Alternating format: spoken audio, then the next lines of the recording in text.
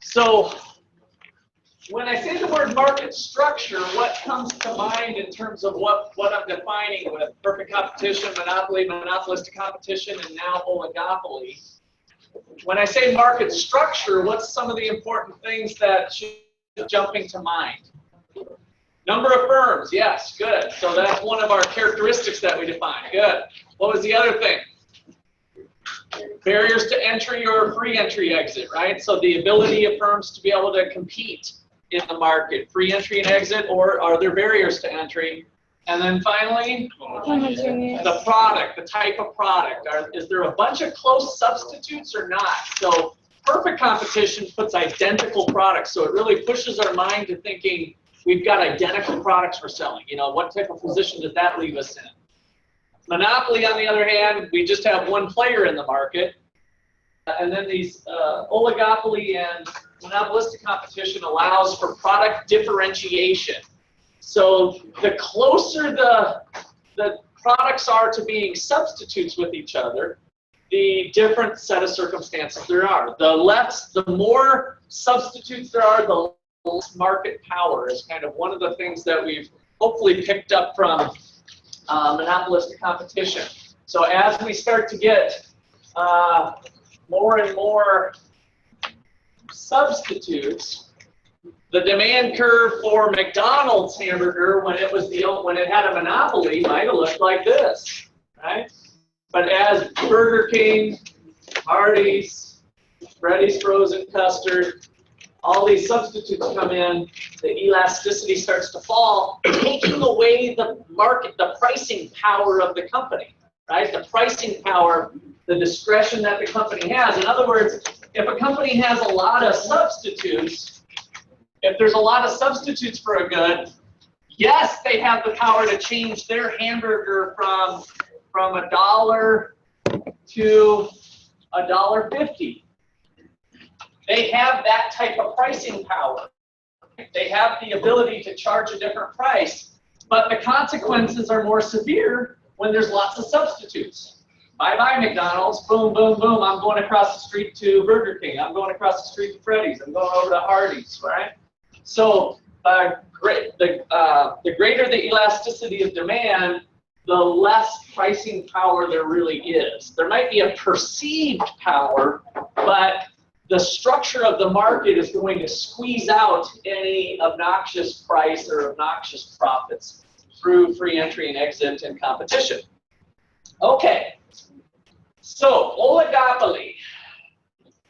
Conditions for oligopoly. What was the market structure characteristics? Few firms. That was the big one that oligopoly has. So we've got a few firms that are going to act strategically with each other because one firm's decision has impact on the other firms. What else? Barriers to entry is another big one. So these are usually high cost of entry type industries. There might be a little bit of government barriers of some sort through patents and licensing and copyrights and some other protections. So few firms acting strategically. And then what was the last one? Homogeneous or differentiated. Turned out not to matter. Basically, the product was kind of immaterial. So most of the details of the market fall on the strategic interaction of few firms. All right, so I showed you the kinked demand curve last time. And that thing turns out to... So let me just start with comments on kinked demand. Comments on kinked demand.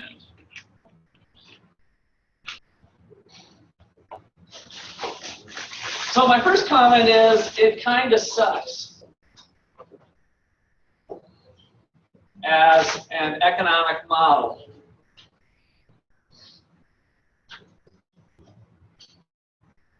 It kind of sucks. So the reason it sucks is that it's not very fruitful in what it gives us. We came up with the conclusion, hopefully one of the last things in your notes was that prices tend to be sticky. In other words, none of the firms really have incentive to change. I showed you how the marginal revenue function is kind of weird. It's got a flat spot on it, so prices tend not to move around. But that's about it.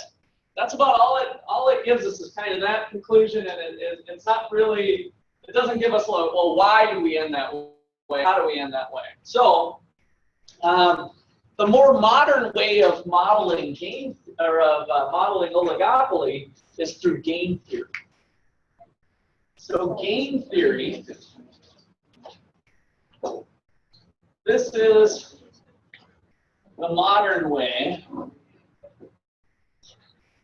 to model oligopoly.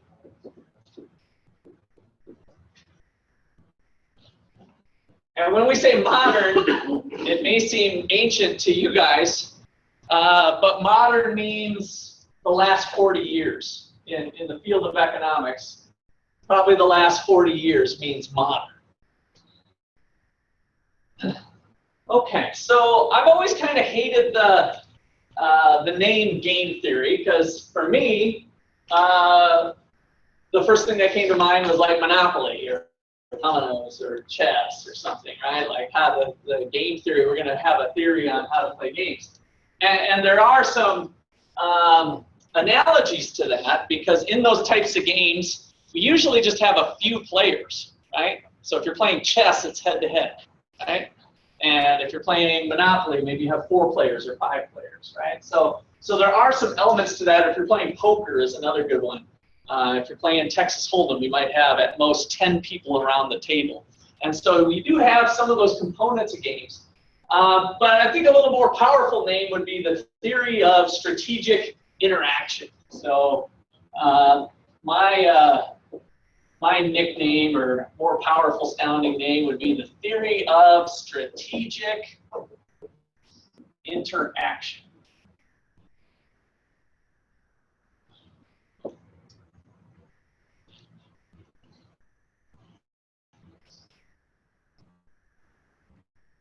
So what does it do?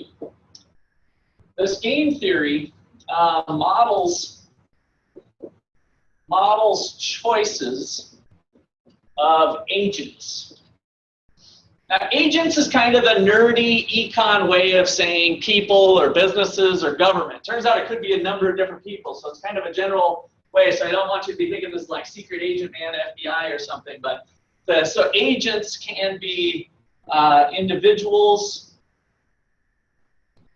business, a particular business, or government, or anybody else. I mean, it really covers any person. So we use the generic word agent for that. Models the choices of agents by analyzing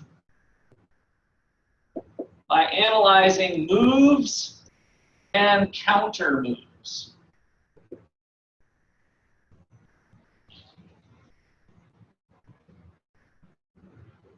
In the pursuit of a payoff.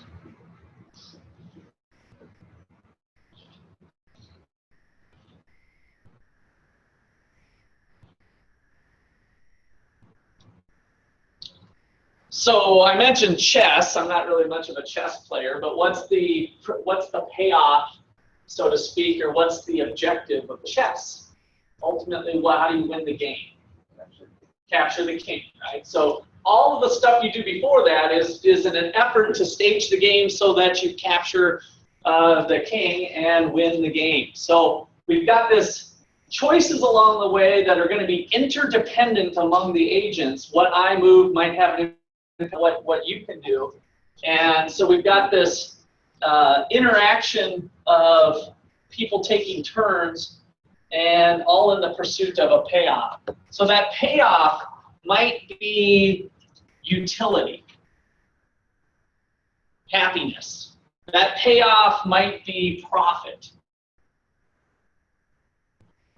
The payoff might be a contract. Whatever, ... It can be all kinds of things. So again, it's some sort of objective that we're trying to do depending on who's playing the game and why. All right. So let's see. Why don't you guys move over? You guys are getting cut off. Jacob, why don't you guys move down over here to somewhere? I'm going to be doing a little writing, and I think you guys are going to quickly get cut off. At least slide down to 2. Yeah, you can go right to the end of your bench there. Okay. So let's. I'm going to put one more bullet on this. One of the keys is the interdependence. Interdependence of agents' behavior, of agents' choices.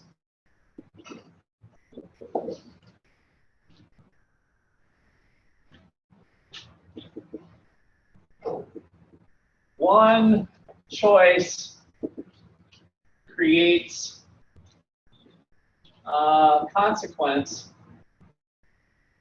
on the other. And we didn't have that in perfect competition. That's a little bit different. All right, any questions, comments so far? All right, so we're going to jump into an example. I think is the easiest way to start looking at game theory. Suppose we've got 2 firms, Coke and Pepsi. Suppose there are 2 firms, Coke and Pepsi.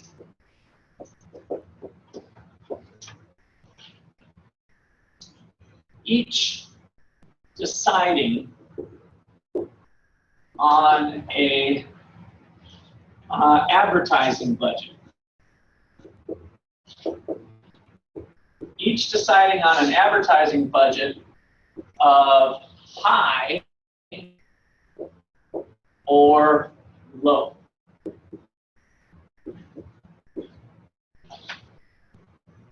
High or low.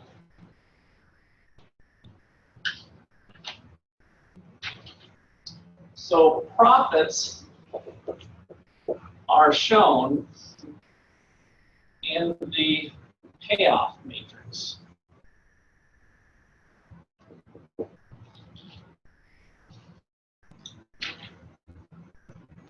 Let's see, I think I'll try to put this in right here. No, maybe not. I'll make it front and center.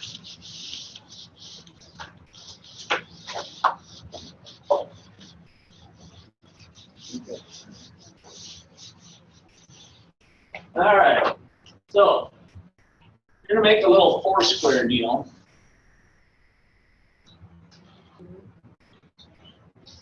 Like that.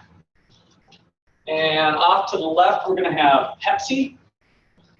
And Pepsi's making a choice of high or low. And then up top, we've got Coke.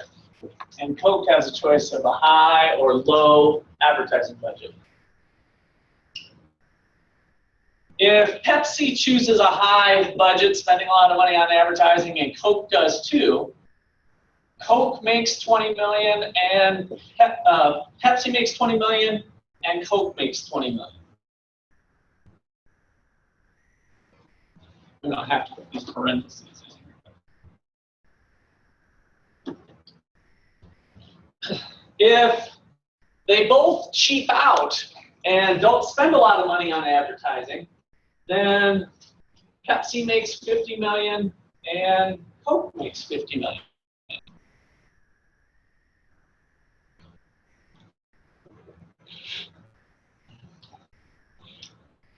So if Pepsi goes with LeBron James and goes high, and Coke goes with Britney Spears, then Pepsi's going to win all the market with $100 million in profits, and Coke's going to get 0.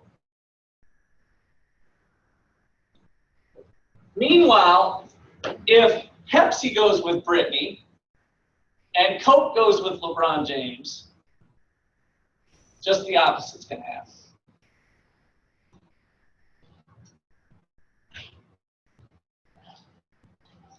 All right, so this is the payoff matrix.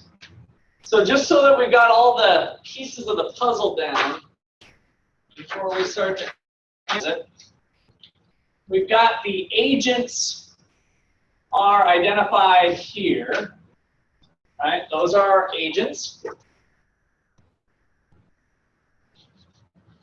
Their choices are these guys. Within each cell of the payoff matrix, the first entry is Pepsi's payoff. In this case, it's a profit. The second entry is always the agent that's listed up on top. So that's Coke's payoff.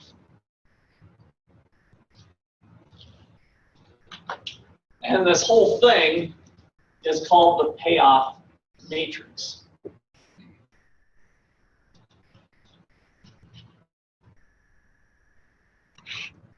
All right, any questions about the setup?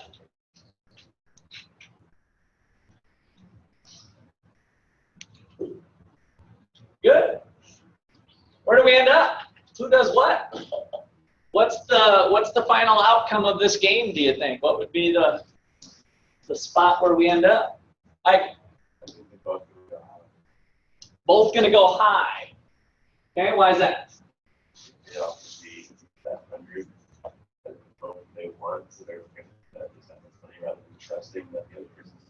Okay, so you think they'll kind of be greedy, shooting for the 100?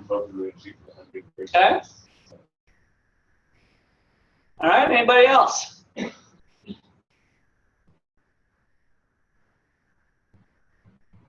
I mean, this looks pretty good, doesn't it? Wouldn't they both rather be here than here? Yeah, Dylan? Oh, you're either going to get 50 or 0. If you go high, you're going to get 100. Okay, so now if you go low, you said 50 or 0. Yeah. Okay, so if I'm Pepsi, just to kind of play that through, I'm either going to get 50 or 0. This does take a little bit of eyeball training, is what I call it, because you got to kind of remember which one goes with which. So if Pepsi chooses low, they're either going to get a 50 or a 0. I'm with you on that. Okay, and then what else would you say? And if they go high, they're going to get 120. So that's probably high. Okay, 100 or 20. Okay, at least you're guaranteed something. So it's not quite as good as 50's in the middle, right? And in fact, do you really even have any chance of getting 50 if you went low? In order for you to get 50, what would have to happen? Coke would have to go low as well, and so kind of doing similar to what Dylan did with Pepsi, would Coke want to go low? Is that in their best interest? So if Coke goes low, their potential trade-off or payoffs are what? If Coke goes low, what are they going to get? 0 or 50. So they're always the second entry. And so if they go high, they're going to get 20 or 100.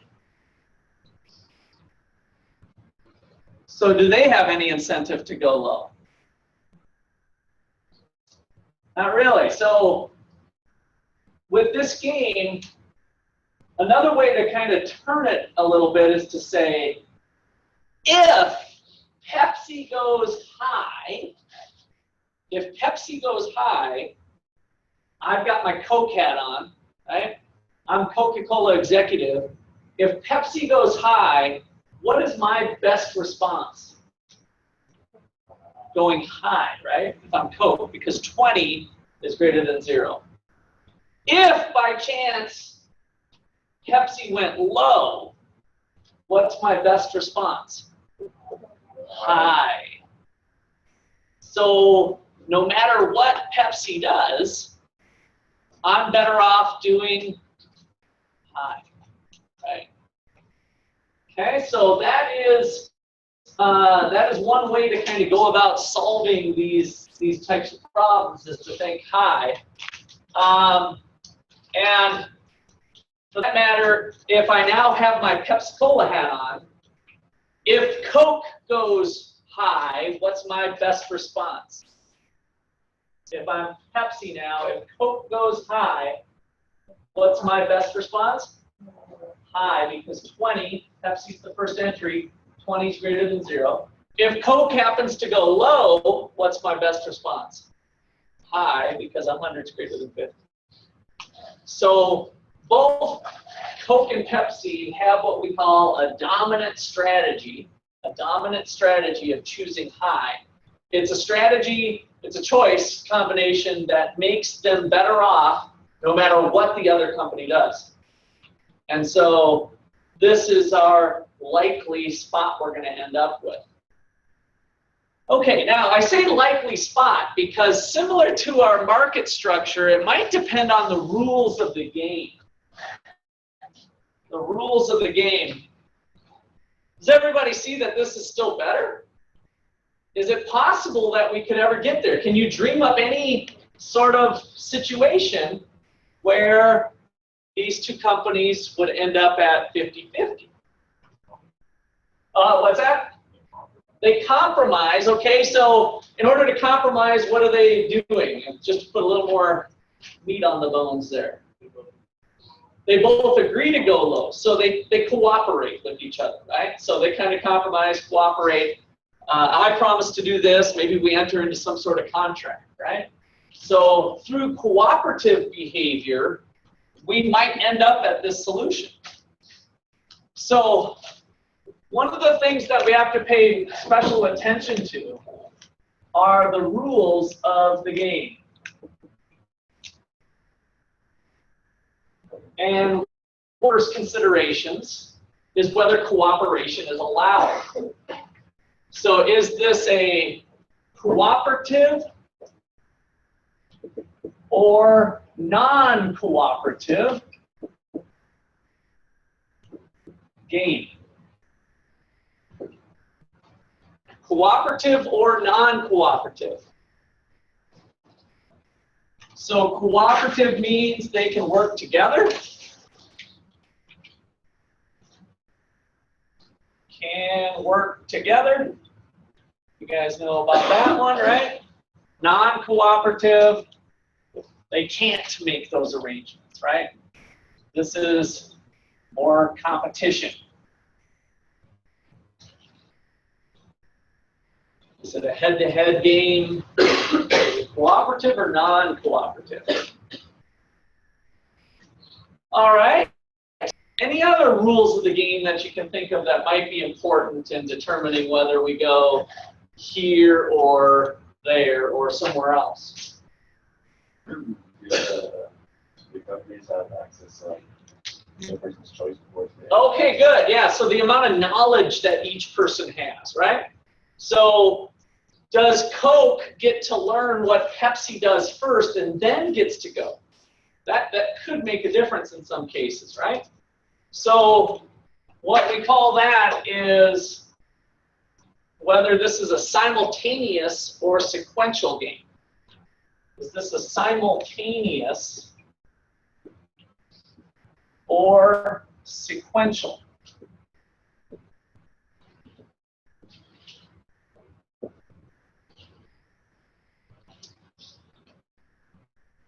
So simultaneous sometimes gets misunderstood because I usually think of we're making the decision at the same time, right?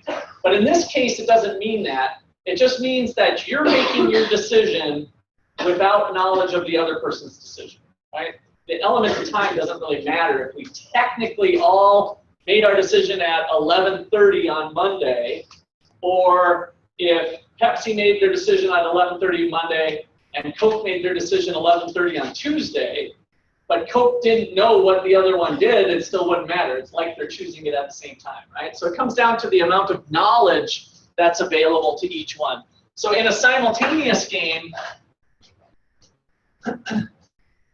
it's not so much time-oriented, but the agents make your choice. Agents make choice without knowledge of the other's choice.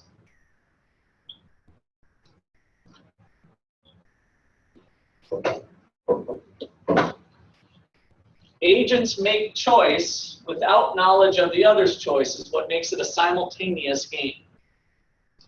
Whereas a sequential game like chess would be I go, you go, we're alternating turns, meaning I see what your choice is and then behave accordingly. So a sequential game is take turns.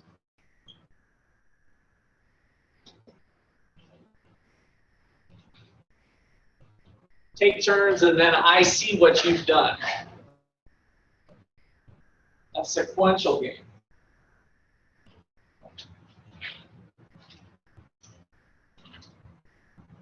Now, another thing that could play a role is how many times do we play it? In other words, does your answer to this problem change if you knew you made it 100 times?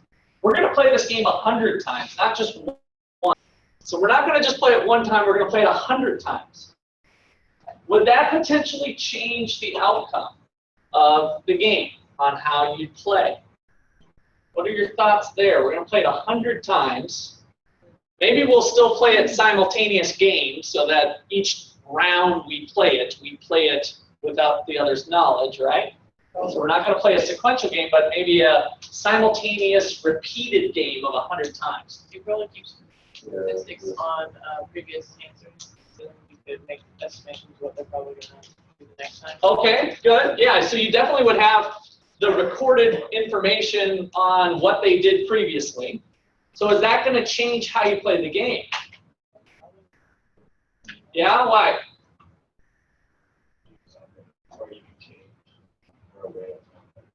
Okay, so what would be your thoughts on this? Is like you both know you're going to sit at the table and you're going to play. You know you're going to play it 100 times, and you know that this is the payoffs. What might you do?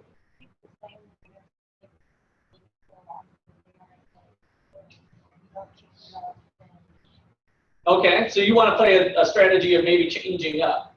All right? Other thoughts? I don't think it'll change unless they decide to cooperate. Okay, unless they decide to cooperate. Now, we can make this a non-cooperative, simultaneous, repeated game of 100 times. So let's just say that we're not allowing cooperation. Drew? Well, if it's like that, then your character would be to end with more money. You end up rolling with the high every time. Yeah. No matter what, you're at least getting something. Okay, so you think it doesn't change. It still ends up being this is the best. Yeah. You don't think that it might be, look at, this is more than double this, right? So if I get screwed on one round, you know, would it be possible to maybe signal to the other person that, hey, I'll play 50 if you play 50, and maybe you get hosed a couple times, but it's not cooperative, but they're still going to see the results, right? So what I mean by non-cooperative is you're not going to be able to collude ahead of time to talk to each other and say, hey, this is what we're going to do. But through your play, like let's say the very first round, you put a 50, that person puts a 20. Then you put another 50, and that person says, oh, I see. Maybe they're signaling to me that they're willing to do 50 each time, right? Yeah, but if they've been doing that, you can still go high and just do the front. Okay, so we might want to play the 100 because when they do play that low and you're playing the high, now you're scooping 5 times the benefit, right? So that's kind of a touchy one. Anybody else? We can see how this could play a role. Let's write that down for a second. Number 3, is it a one-shot, is what economists call this, a one-shot game, where you're just going to play it one time, one shot, or repeated game.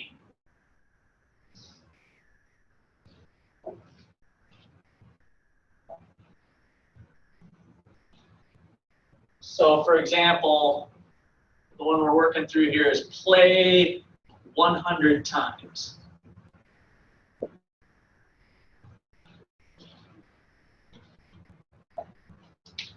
And maybe even if it was a cooperative game.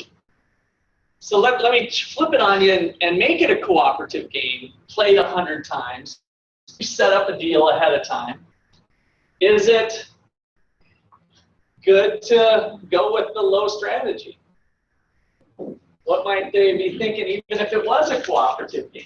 Is one of your goals to make more money than that, or is it just to maximize? It's just to maximize profits. Yeah, that's a good question. So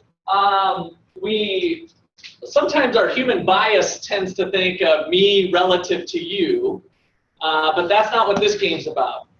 So for these objectives, knowing what the objective of the game is very important. And so our underlying objective here is to maximize profits. So, and that would be true if it's maximizing profits over the 100 years, if you will, or whatever we're playing, the 100 times that we're playing this. We're thinking of overall profit maximization over the 100 times. So if we allow a cooperative game where they can technically work together, they can talk with each other and say, hey, I got this great idea, I'll go 50 if you go 50. Would that still be ideal to play? Would that be, is that the outcome we predict? Think it would go back to the 50-50? So I'm trying to think here. So if you were wanting to do that, but you got this great idea, oh, I got an idea. I'm gonna play high on the 100th turn, right? So I'm Coke, and I'm thinking, oh, I've got Pepsi down now. I'm gonna play high on the 100th turn, right? So they're like, wow, that'll really get them, because I'll be able to get the 50, and then the last one I'll do that. But then Pepsi's kind of thinking, wait a second, I bet he's thinking that he's gonna play high on the 100th term, so I'm gonna play high on the 99th turn. And then Coke's thinking, wait a second, I bet he's thinking that I'm thinking I'm gonna play it on the 100th term. I'm gonna play it on the 97th turn, wait, 98, right? 97, 96, 95, 94. That logic starts to work all the way down throughout the whole game. And so even with cooperative setting, we probably predict that we would predict in this game under these circumstances that the outcome would unravel to high-high. In other words, it is a profit maximizing way to play. If we siphon out all the human biases and, oh, what if he's probably going to be mad at me if I play this way. Screw that. This is an economic model. We're actually calculating something, right? Given some assumptions, which might be unrealistic, right? So when we think about this in terms of the real world, we might need to take some of those factors into account. But for the economic model, we're just kind of looking at the hardcore assumptions, recognizing that maybe some of those assumptions would be too strict. But we probably come down to this thing unraveling back to high-high. Now, I saw a couple hands up. Sorry, did I steal away your thunder, or were you thinking same thing? Or what's your comments? What's that? I was going to ask just have somebody from what to yellow back. Okay, Savannah. Same thing. Yeah. So that's so you guys are right on with the way that logic then would unwrap back, and so our prediction would still be that the cooperative game would lead to cheating, is one of the things that we have in this material. We'll look to see if we predict that agreements will be cheated on or not. And what are we measuring that by?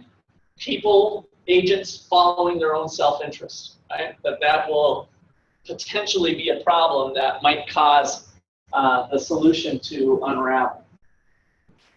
What if we played it an infinite number of times instead of 100? So what if there was no ending spot, right? Kind of like maybe the Coke and Pepsi battle is today. In other words, we don't know for sure that it's going to be X amount of times. Granted, the world may not go on forever, so when I say infinite, it just means indefinitely. We don't have an ending time, right? Does that change the answer potentially?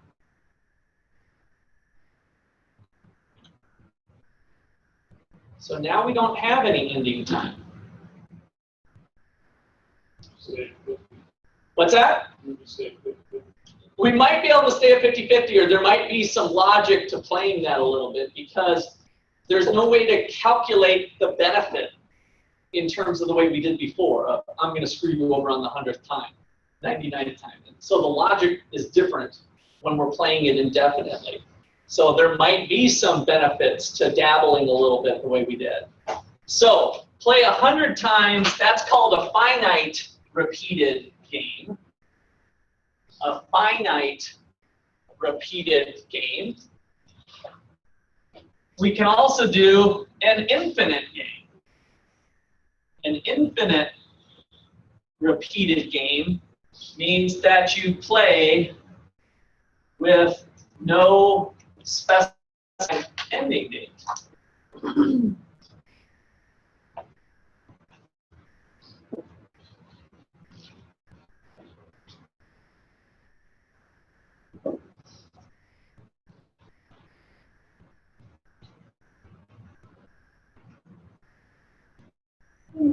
All right. So with this little simple four-square thing that I think we could explain to a sixth grader, for the most part, how this works, right? We've all of a sudden developed a very rich, robust, complex model that can be pretty helpful with predictions. And so this area was probably put forth the most by a guy named John Nash. Anybody heard of that name before? John Nash, you have? From what, you got some math stuff, or where did you hear? Every math class there ever was. Every math class there ever was, yeah. So he was kind of a math genius, economist guy. He kind of slipped into, he was mostly on mathematics for starters, and then he got involved in economics. And he's the one that really helped develop a lot of this thinking, and he's a pretty interesting character. Have you seen the movie, or you remember the movie A Beautiful Mind? It's kind of old right now, but if you haven't seen it, watch it. It's a good movie, regardless of its applications to math and economics. It's just a good show. It won whatever their awards are. What is the Emmys? Oscars, right? Yeah, he won an Oscar for his role in it, so playing John Nash. So John Nash, like many of our brilliant genius minds, kind of went wacko, and he started having visions of people, and so he kind of out later. But he was instrumental in developing some of our strategies we had with the Cold War with Russia, and so a lot of people were against the military buildup of nuclear weapons, that was a way to crush Russia. And this is communist Russia, right? So this is back in the 50s when we were starting this military buildup. But through game theory, he reasoned that as long as we keep both building up enough military resources, there'll never be a war. It was kind of counterintuitive, really, that, hey, we're going to build up a huge military that could literally wipe the earth clean of all civilization. We've got enough military power to do that with nuclear weapons. But the reason we're doing it is so that it doesn't happen. Was kind of the logic of it. And so it was to offset the other people, to ultimately bring a better peace around the world by having more military buildup. And part of that was due to this game theory. We've got the United States as one agent. We've got Russia as one agent, right? And if they choose big military, high military buildup or low military buildup, right? United States, high or low, turned out the equilibrium solution was for both to go high. And there's more to that story, and it's a little more complex than that, but that was the use of this type of logic with it. All right, any questions or comments so far? All right, so let me give you some tips on solving these games. The first thing is, let me identify what Nash called equilibrium. So we now call it a Nash equilibrium. A Nash equilibrium.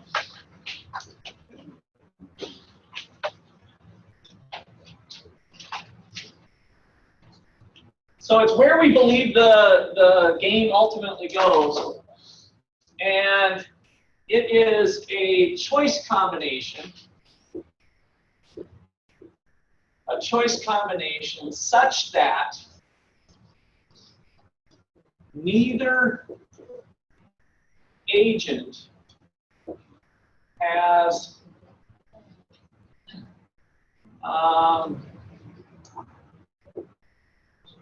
incentive to change its choice, taking as given the other's choice.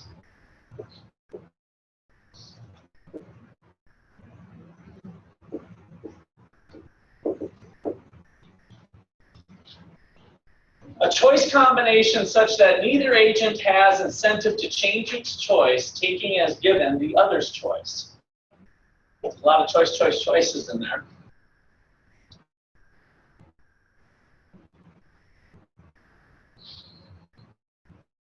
So a long time ago, I gave you a general definition for equilibrium.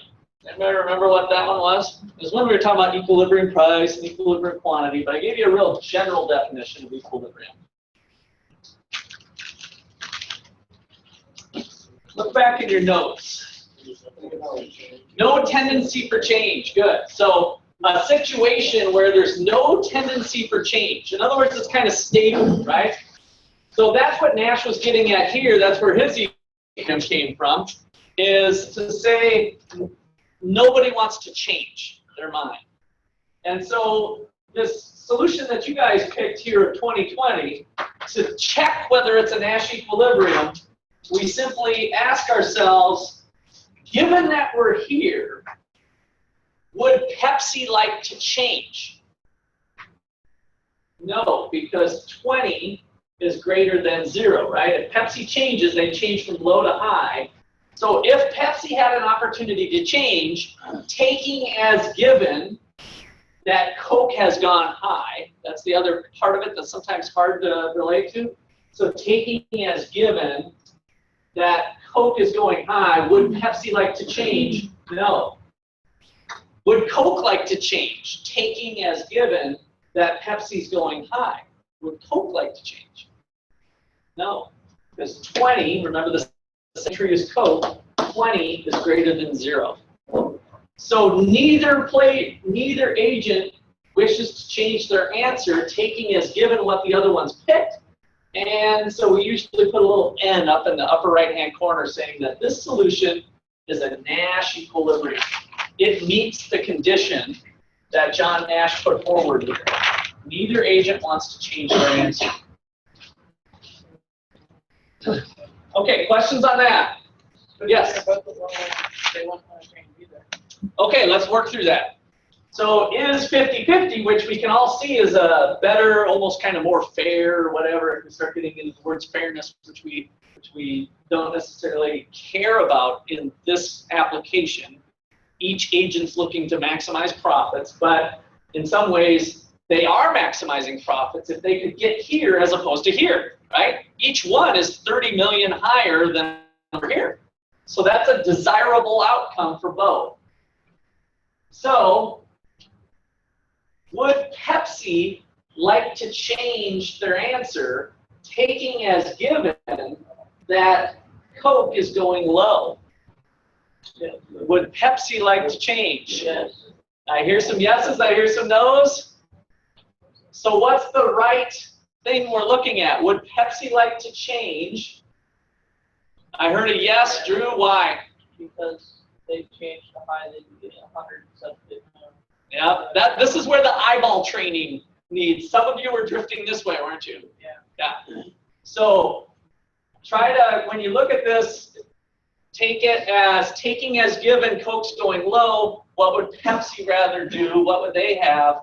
They'd rather have high or 100 rather than 50, so they're going to change. Once you find that one of the agents wants to change, you don't even have to check the other, because the condition for Nash is that both have to be stable. So as long as one person wants to change, then you're like, nope, that's not a Nash equilibrium.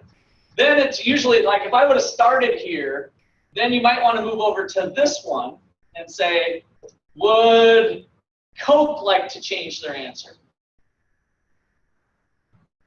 Would Coke like to change their answer if we're at this solution? No, because 100 is greater than 50. That's exactly, or well, I guess it's not exactly. I was going to say that's why we didn't switch over here in the first place, but that's not true.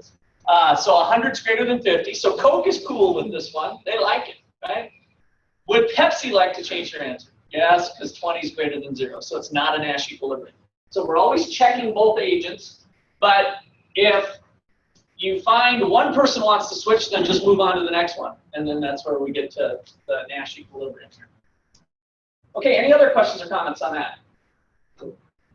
All right, so as far as solving the problem, the exercise I took you through was looking for a dominant strategy. So I usually say, ways to solve a problem.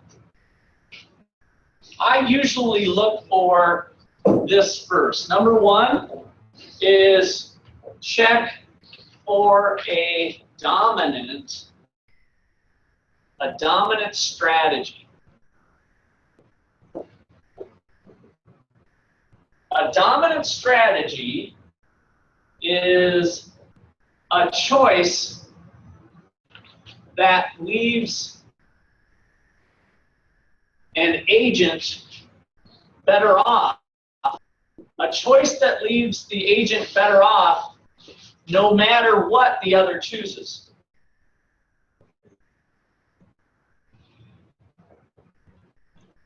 No matter what the other chooses.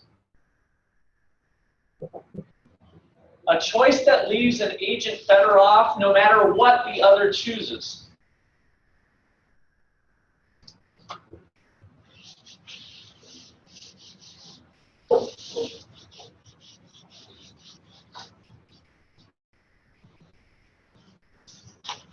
As I was erasing rules of the game, I kind of had to think, and I think a lot of people appreciate this, but not everyone, but it was what we talked about before with the rules of the game, and Trump's thing about the tax returns, right? So our assumption is that businesses are out to maximize profit, right? And so what was his comment to Hillary during the debate when she said, you haven't paid taxes, or there's suspicions that you haven't paid taxes for the last X amount of years? That's smart, is what it's rebuttal back, right? I knew the rules of the game. What I did was completely legal. I did exactly as a business person what you'd expect me to do. I maximized profits, right? I didn't do anything illegal, anything unethical. I followed the rules of the game. I knew the rules of the game and acted accordingly. That's all there is to it with some of this strategic behavior. All right, and so if there's problems with the rules of the game, that's what needs to be attacked. And in fact, I think both Hillary and to some extent and Trump want to change some of those rules of the game, that it's not fair, right? I think they both argue that the system is rigged, as Bernie Sanders, I guess Trump's made that comment too, the system's rigged. So let's take a close look at the rules of the game, see if we can get some better outcomes. Okay, so under this dominant strategy, I'm continuing on there. So from our example,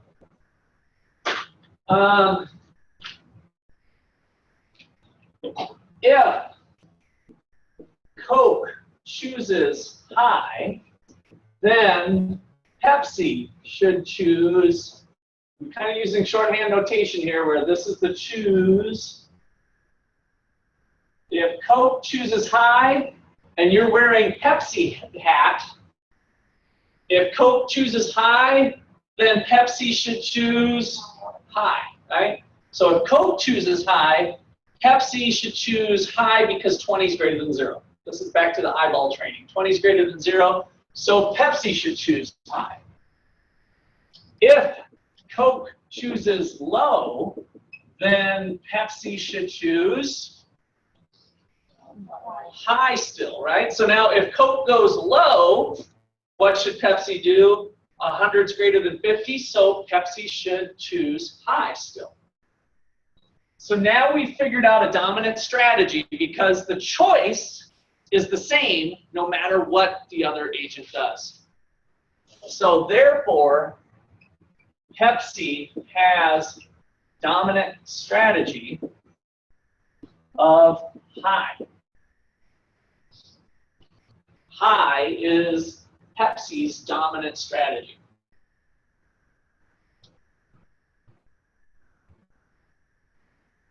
So this was really checking for Coke, or checking for Pepsi rather. So checking Pepsi. And so if I gave you this, or when you guys see this, you're going to see this again on your homework and test. If you get this ice cold, no matter what the circumstances are, you can go check for dominant strategies. So this is a way to go about solving the game. So for Coke, now we say, we run through the hypothetical, if Pepsi chooses high, then Coke should choose high, right? So if Pepsi chooses high, that means we're kind of blocking out this for eyeball training. If Pepsi chooses high, Coke should choose high because 20 is greater than 0. 20 is greater than 0. If Pepsi chooses low, then Coke should choose high. So if Pepsi chooses low now, kind of blocking these out, what would be the best response? Coke, well, 100 is greater than 50. 100 is greater than 50, so choose high. So therefore, Coke has a dominant strategy of high. If both agents have a dominant strategy of high, then it makes it pretty easy. We're going to end up here, right? So it's a good way to kind of solve the program for that. Now, what if only Pepsi had the dominant strategy? Did I really have to do the Coke one or not? Not really, right? Because think about it, if we were just approaching this problem and the problem didn't ask you to solve for a dominant strategy or something, then as soon as you find the one, oh, I get it, okay, Pepsi has a dominant strategy of going high, we basically can eliminate this choice, right? Because we know Pepsi really is going to go high. So once we find a dominant strategy for one agent, then you just come back and say, okay, well, if Coke knows these guys are going high, what are they going to pick? 20 is greater than 0, boom, done. Problem solved, right? And then you can go back as a double check to check if that solution is a dominant strategy. And if it is if it's a Nash equilibrium. If one player had a dominant strategy, then this should end up being a Nash equilibrium, likely. Not always, depending on the problem. All right. So questions there?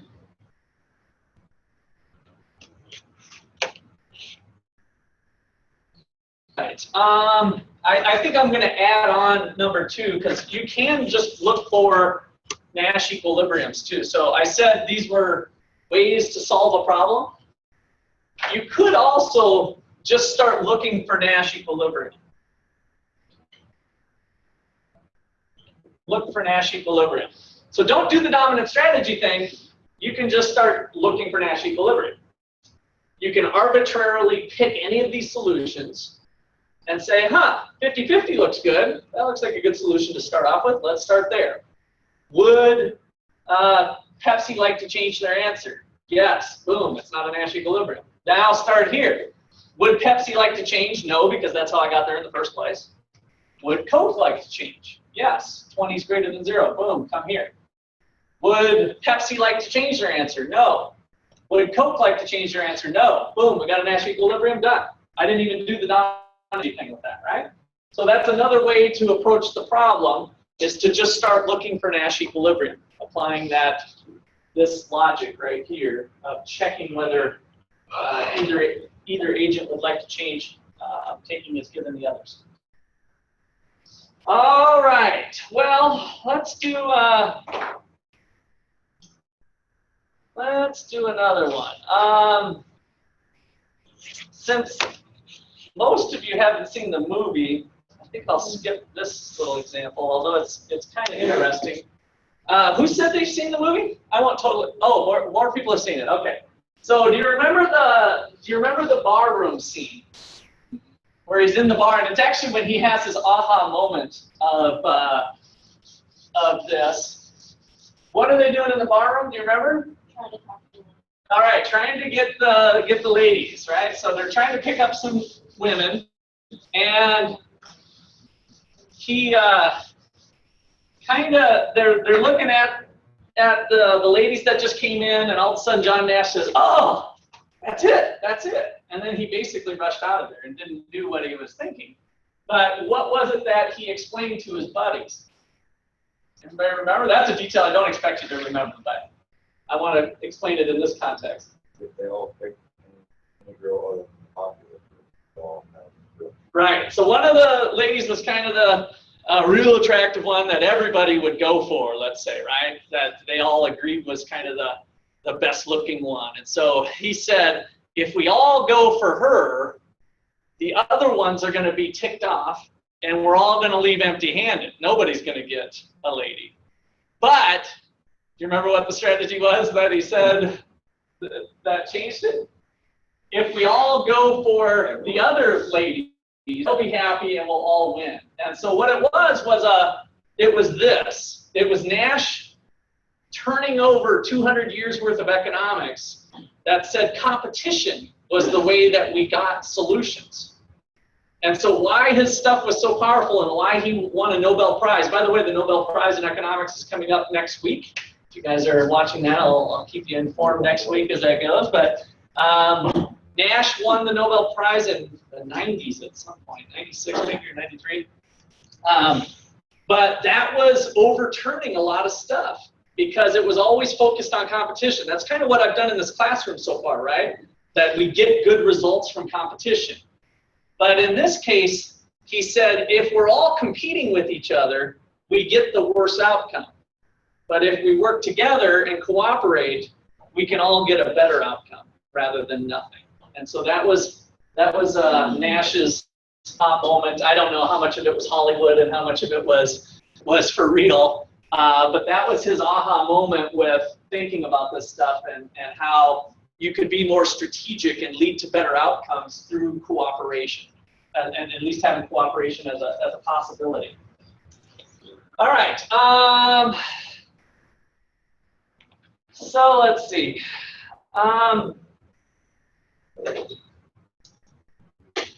So I had a little chance to put this stuff to use at Iowa State. This is a true story.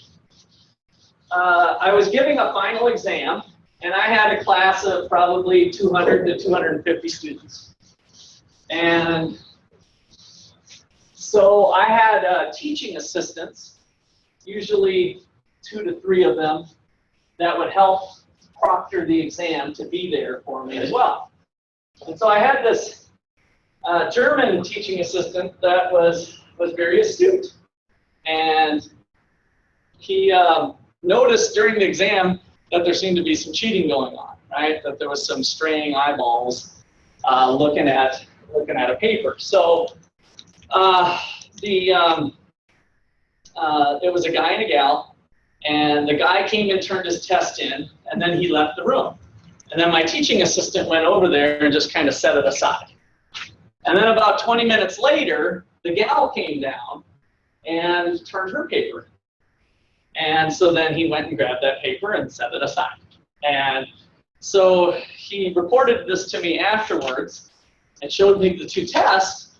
And sure enough, the tests were almost identical to each other on the short answer, similar to the short answer problems that you guys took for our midterm.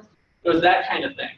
And so, but as is the case with cheating, you know, do I really know for sure? Is this solid evidence that they were cheating?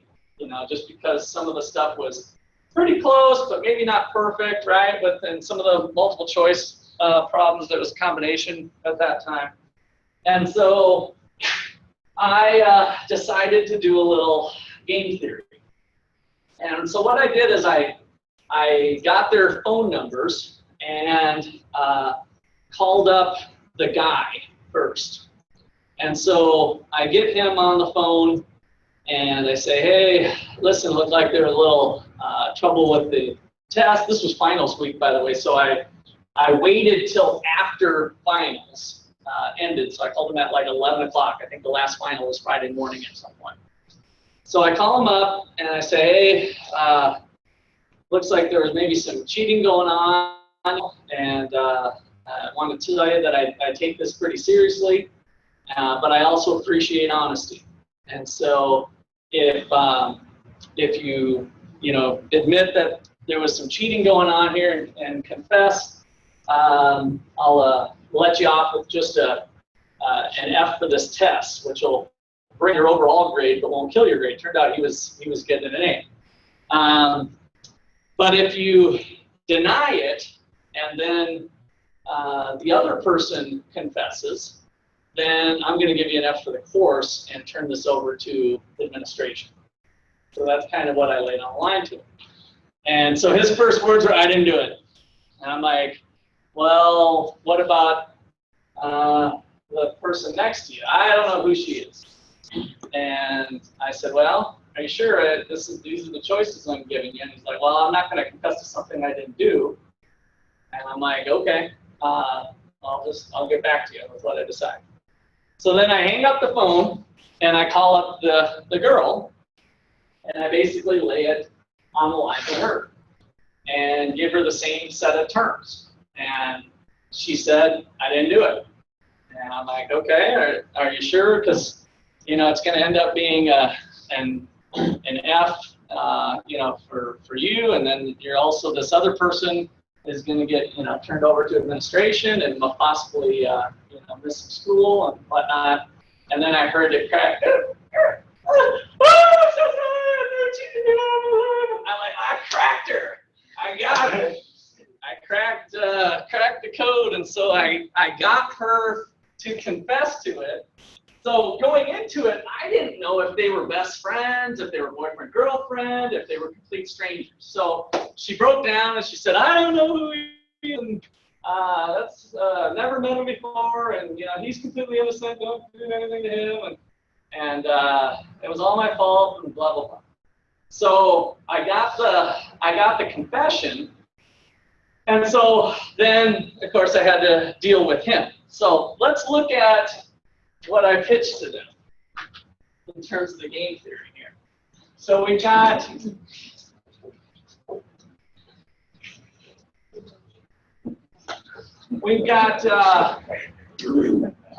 let's see, it was Stacy and Matt,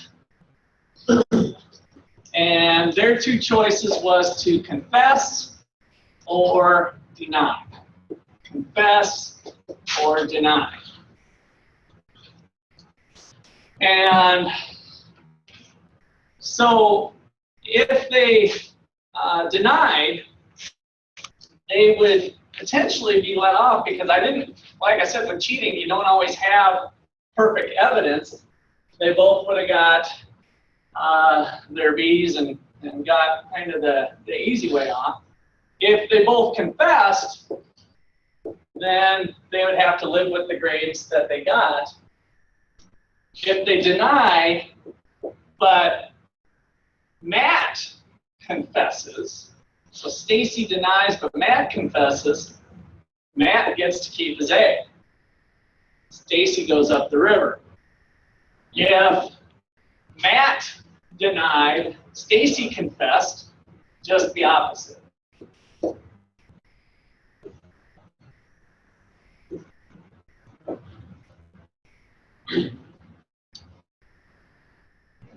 She would have to pay her if he didn't know. Yeah, that's what she said. She copied off his paper, and he never knew. He never even knew that she was cheating on him. Well, that was yet to be determined. I'll tell you a little bit more here in a second. But this is what I did to them, right? Conceptually, I set up something like this, and so using your ways to solve, where do you think we end up? Where do we end up? Where's the Nash equilibrium?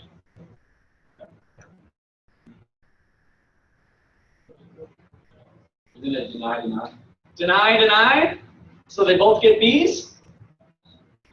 That looks pretty good. So let's do the Nash equilibrium thing. If we start off here with both B's, does either agent have incentive to change? So would Stacy like to change her answer if we're here? Yes, because A is better than a B. So if we come up here, would Stacy like to change? No, because A is greater than B. But would Matt like to change? Yes, because the F is greater than a D, or worse than a D in this case. So then what about over here? Would Stacy like to change her answer? No. Would Matt like to change her answer? There is one. Would Matt like to change? Taking as given that Stacy's confessing, would Matt like to change? No, because the F is worse than a D. So neither player wants to change their answer. So the Nash equilibrium is for each of them to confess. All right, so maybe you've picked up the little pickle I'm in now. I'm going to send Matt up, and Stacy gets an A, right? So Stacy ended up confessing. Matt held pat and denied. These are the rules of the game, people. So. That's messed up. That's not So the moral of the story is be careful if you're cheating in here. There might be ways to do it. So, yeah, what happened? I quit. Alright. So yeah, that's that story. Okay, so next topic. How'd you feel? Oh, what other choice can I have? I didn't want to be a liar. But she confessed This that. is the one she. So you didn't lie. Did I really know the truth? Do we ever really know the truth? Well, that's the case. Now you can final decision in the first place. Yeah. I'm just saying, you're still like, you're saying that. No! Unfortunately, the nice guy I am, I looked at the new evidence that we had with the confession, and Stacy got penalized, but she didn't go all the way up the river because I did appreciate her honesty. And I believe that Matt had nothing to do with it. And so I let his grade stand. So that's a good example of how we have one way to solve the problem, but then in reality, I really did use this stuff. This was kind of awesome to me. I was like, I told all my other professor friends and everybody else. And then I've been telling classes now for the last, this was a long time ago. This was probably 15 years ago. So now I get to use this example every time I teach this stuff because it's a way that you can use stuff in the real world. And even though the circumstances were such that I let Matt off, that's really not the point. I was able to induce a confession. So, and I got hopefully some justice served. So this problem is known as the prisoner's dilemma.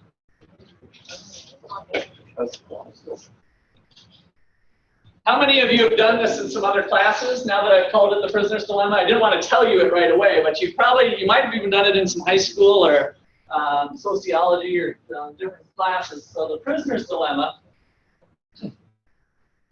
And the dilemma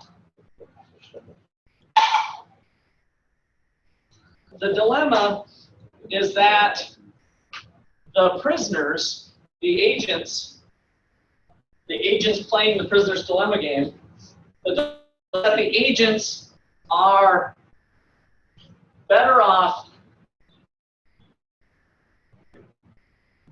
denying, but have incentive to confess, even to a crime they didn't commit.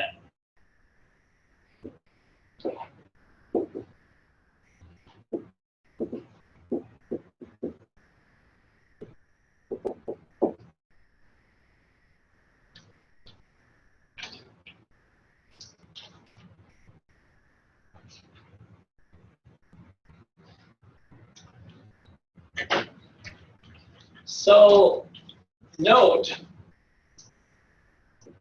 the Coke and Pepsi example was prisoner's dilemma also.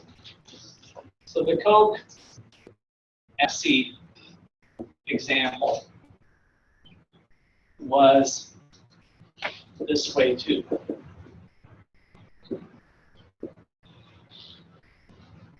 So anytime you have a solution that's better off for both people, but there's incentives to get to a different solution, we call it a prisoner's dilemma, generically.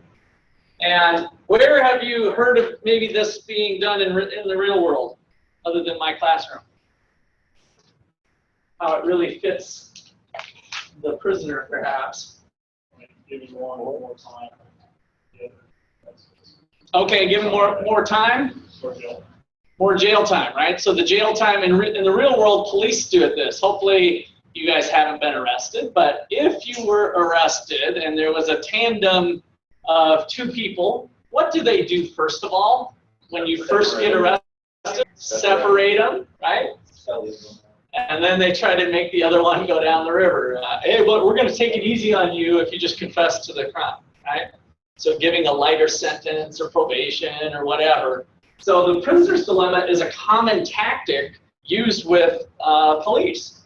So separate the prisoners and see what they'll do. And so the original Economics Journal article that put this together, it was Bonnie and Clyde, and they had been arrested, and so each one had incentive to turn the other in.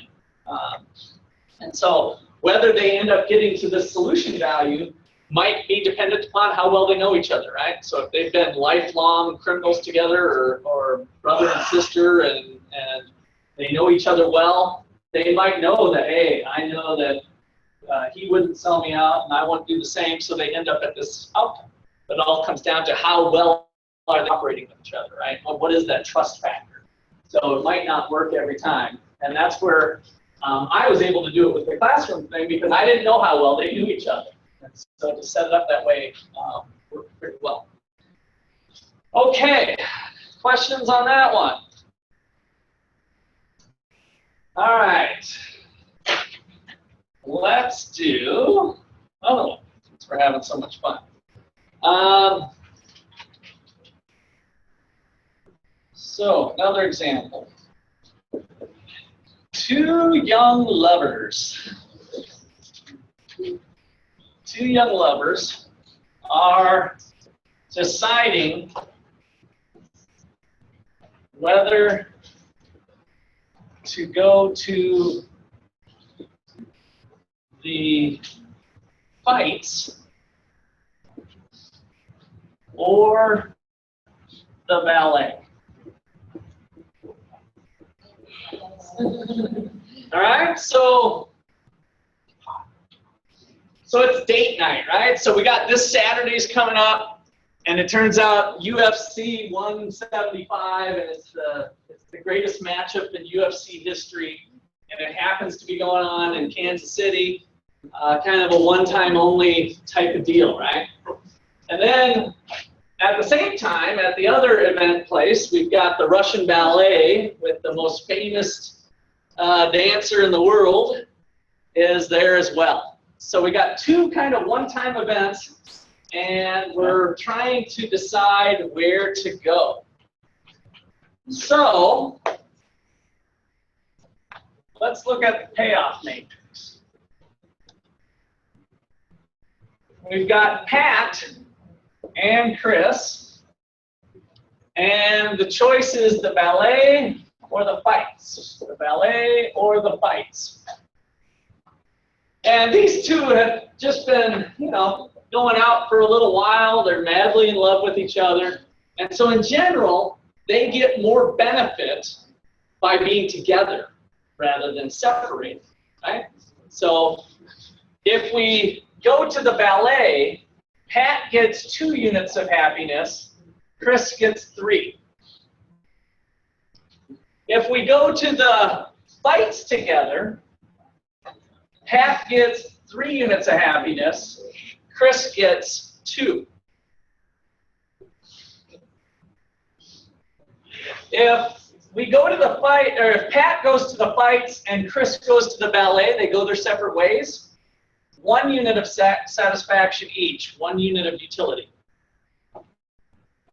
And if Pat goes to the ballet and Chris goes to the fights, they get 0 units of happiness each. A sad day indeed. All right, where are we going this Saturday? Fights?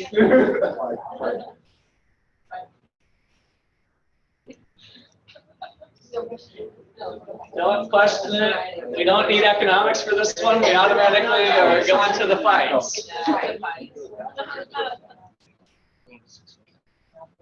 All right, start solving.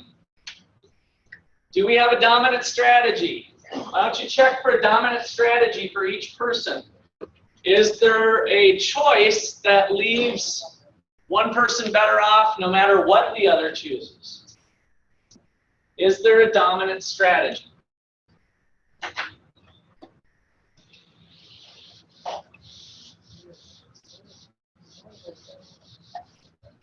And then you can start thinking, is there a Nash equilibrium?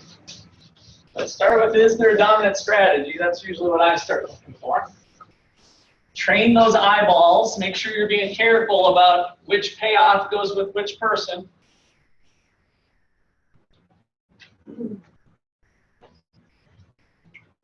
Dominant strategy, yay or nay? Nay.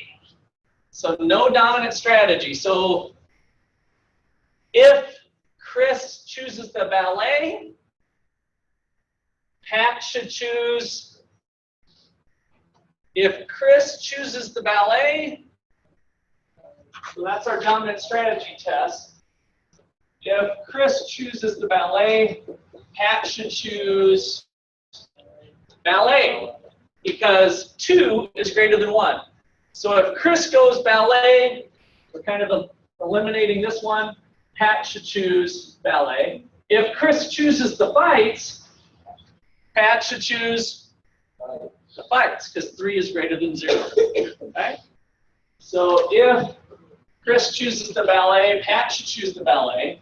If Chris chooses the fights, then Pat should choose the fights. Therefore, no dominant strategy. So that's how we test for that. We get a different answer. We could do the same thing. I won't write it out this time, but let's kind of do some eyeball training. If Pat chooses the fights, Chris should choose fights, right? 2 is greater than 1. If Pat chooses ballet, Chris should choose ballet. So in one case, it's the fights. The other case, it's ballet. No dominant strategy. So neither player has a dominant strategy. Nash equilibrium. Are there any Nash equilibrium?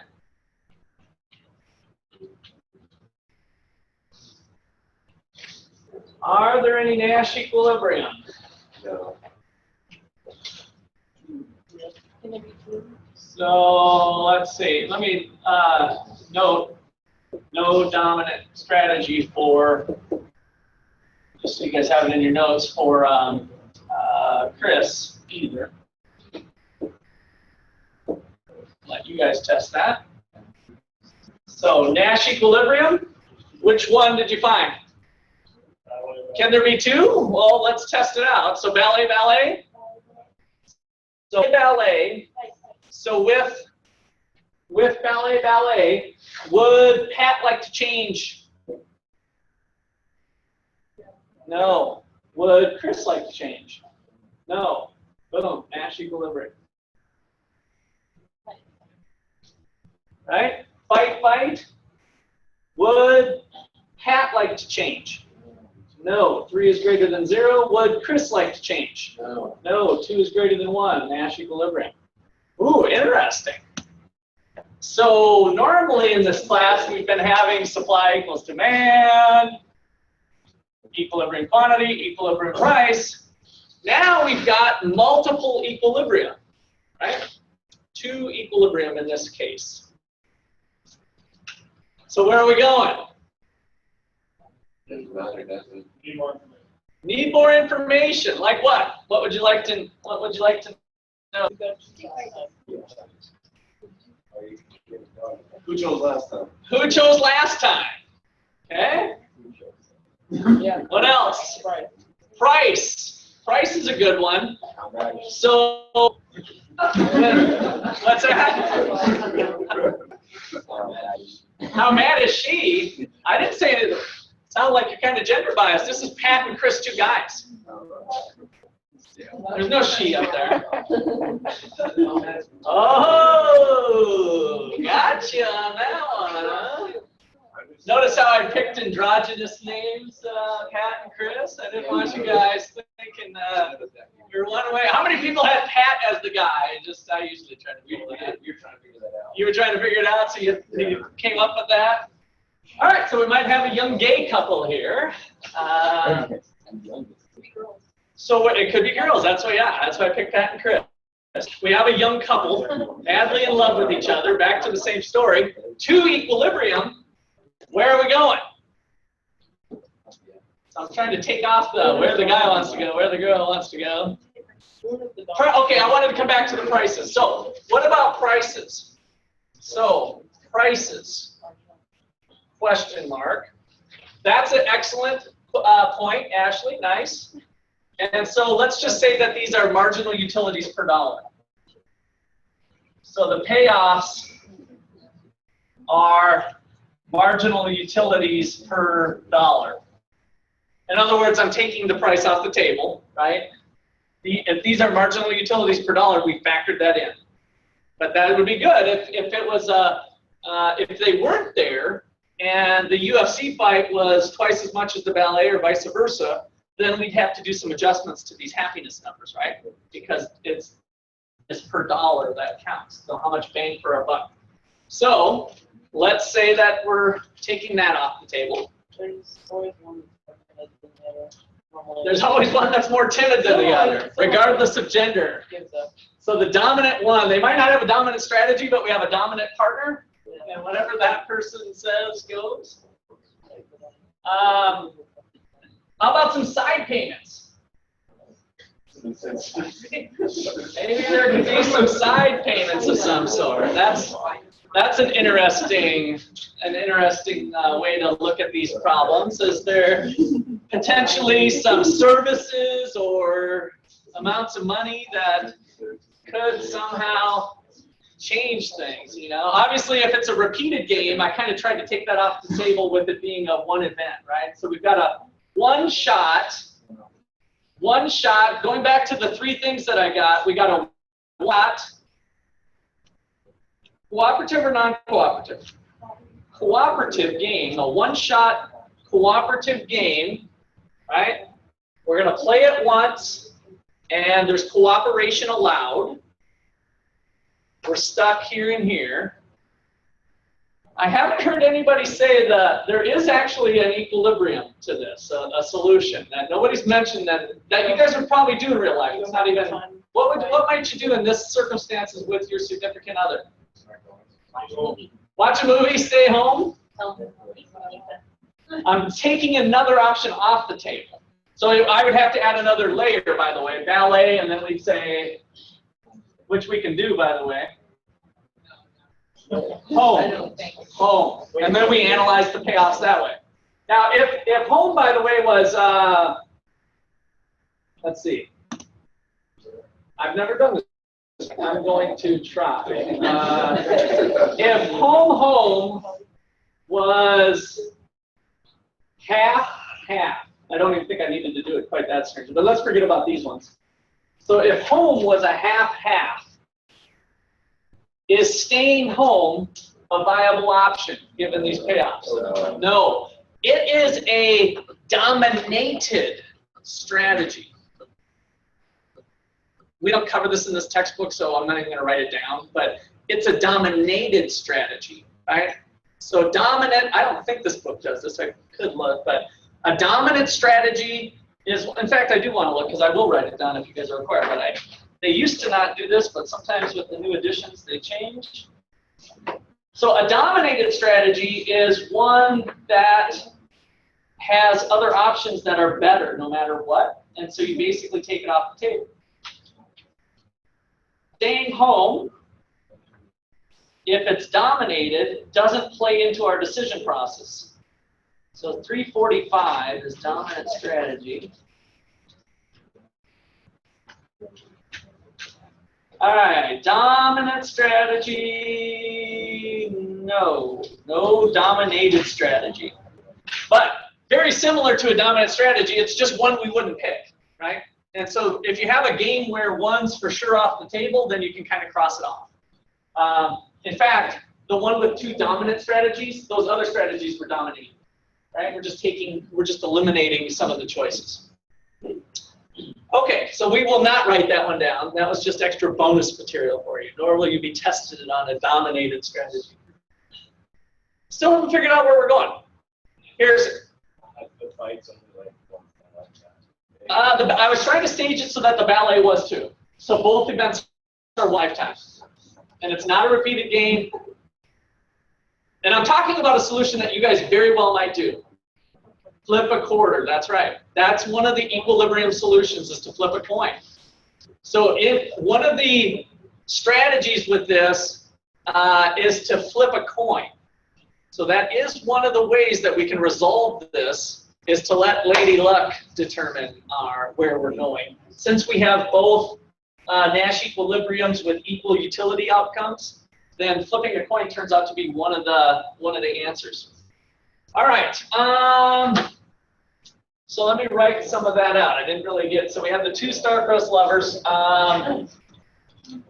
So we've got our solution, though. We were able to narrow things down. We were able to narrow down that they're not going to go to opposite events. By the way, who likes the fights ballet? Who's the ballet liker? Who's the fight liker? Pat or Chris? Pat likes the fights, right? So when Pat goes to the fights and Chris goes to the ballet, they still have some satisfaction.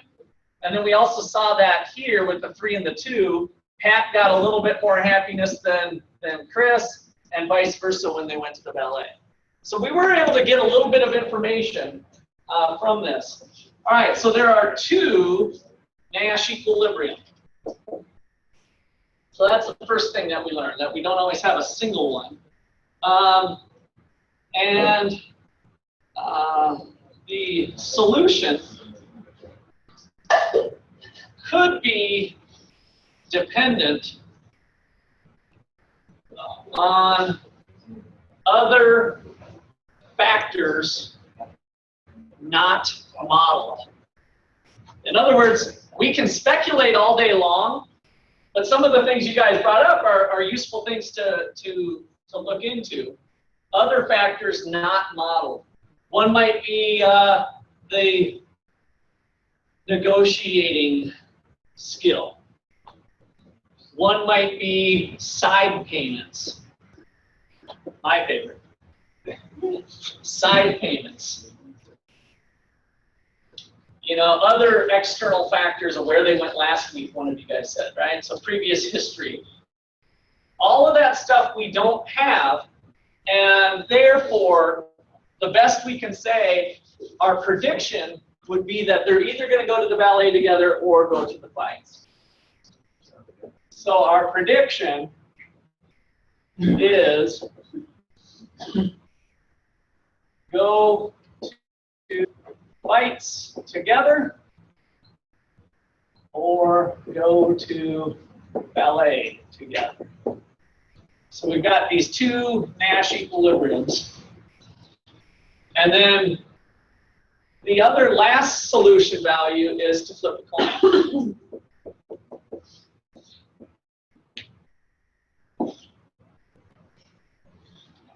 Heads, we go to the fights. Tails, we go to the ballet. Flip a coin.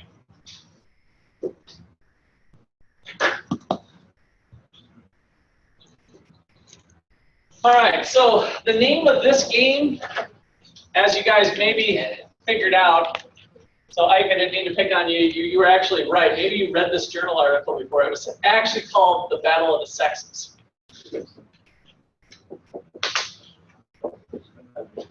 Battle of the Sexes, and I think it was in the 1960s. And so you are correct. The man was the one who liked the fights. In other words, Pat was the guy, Chris was the gal, so we didn't have all the political correctness back in the 60s. And so we did have it kind of set up that way, gender, with the way they played the genders. All right. So check your watches. I'm about to maybe let you out a little bit early. All right. I have one more that we're going to go over on Wednesday. That's kind of fun. So we'll pick up there.